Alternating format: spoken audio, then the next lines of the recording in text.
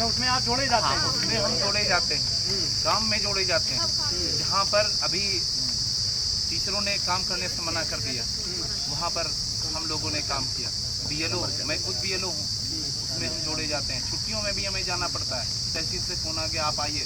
किसी को ये पता नहीं किसके पास पेट्रोल है जाने के लिए नहीं, लेकिन तहसील आना, वहाँ से धमकी मिलती है क्योंकि हम इतने खुश हैं। और फिर मैं बताता हूँ, माननीय प्रधानमंत्री जी को भी सोचना चाहिए।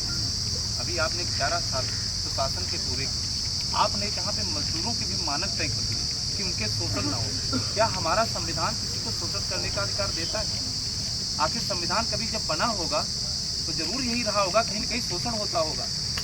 आज जब संविधान के दायरे में आपने मजदूरों के मानक तय कर दिए, एक सकुशल मजदूर की आपने मजदूरी 910 रुपये तय कर दी, तो आप गुरुजन है वो भी 25 साल से पढ़ाते हैं, टेट सीटेट पास, एनसीटी के सारे मानक वो पूरे करते हैं।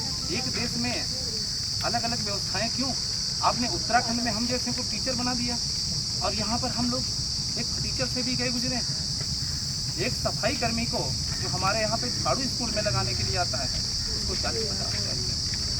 अब हम एक अध्यापक जो बच्चों के भविष्य का निर्माण करता है, आप कह रहे हैं कि उससे कम मतलब उससे अधिक मानदेय सफाई कर्मचारी को नहीं? बिल्कुल, उसको 40-50 हज़ार रुपये मिलते हैं।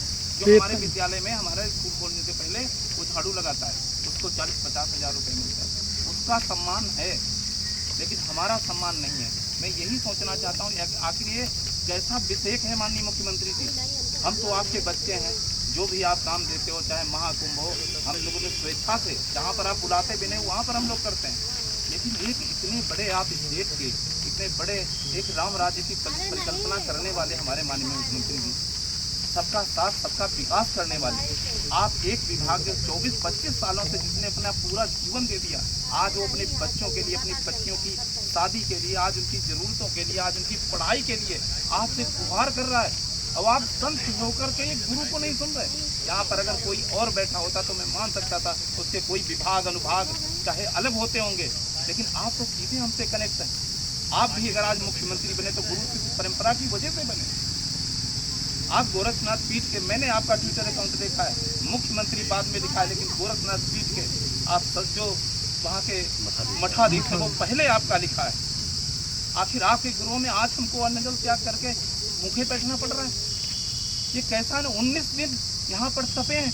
अरे आपको तो कितना, आपने बताया कि कालिदास मार्ग की दूरी कितनी है, हम तो कई बार मिले कि अधिकारी आपके इतने अधिकारी आपके कहने में नहीं है। मुझे कहने में कतई अतियुक्त नहीं होगी। क्या आपके बस में इतना भी नहीं है कि आप अपने बच्चों की आवाज़ सुने? हम आपसे गुहार ही तो कर रहे हैं। आज हम बैठे हैं माननीय मुख्यमंत्री जी, और शायद जब तक हमारा धैर्य काम कर रहा है हम बैठेंगे, लेकिन बस आपके बिना दर्शन करें, क्योंकि ये भी आप भी देख रहे हो, मीडिया भी देख रहा, समाज भी देख रहा है, हमारे भी धैर्य की क्षमता है। हम चाहते तो आपने भी देखा, बहुत डर नहीं हुई आज तक। 1-2 दिन के ऊपर सब कहीं कोई रोड पर निकल लेता, कहीं को निकलता। आज 19 दिन है, कभी किसी ने गर्मी में धरना नहीं लगाया। आज तक धरना काएगा, हम तो प्रार्थना सभा लगाई। आज 19 दिन से आपसे प्रार्थना कर रहे हैं, आज अन्न त्याग करके बैठे हैं आपसे। तो जाहिर सी बात है माननीय मुख्यमंत्री जी, आप गुरुओं को तो समझो।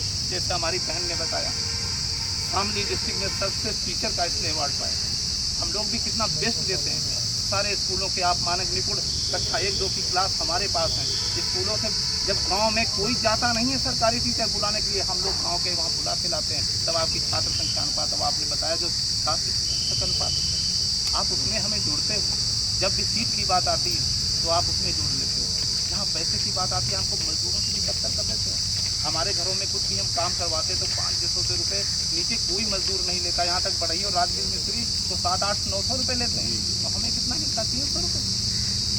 बिल्कुल आप सही कह रहे हैं, आपका दुख भी जायज़ है, क्योंकि अपनी व्यथा बता रहे हैं। ये वो गुरु हैं जो एक बच्चे के भविष्य का निर्माण करते हैं। कोई अगर घर भी बनता है तो उसकी नींव बहुत इम्पॉर्टेंट होती है, और यहाँ पर तो बच्चों के भविष्य का निर्माण ये गुरु करते हैं, जो अपनी व्यथा लेके यहाँ पे बैठे हुए और भी हैं, पहले हैं यहाँ पे। हम बातचीत करेंगे। क्या नाम होगा?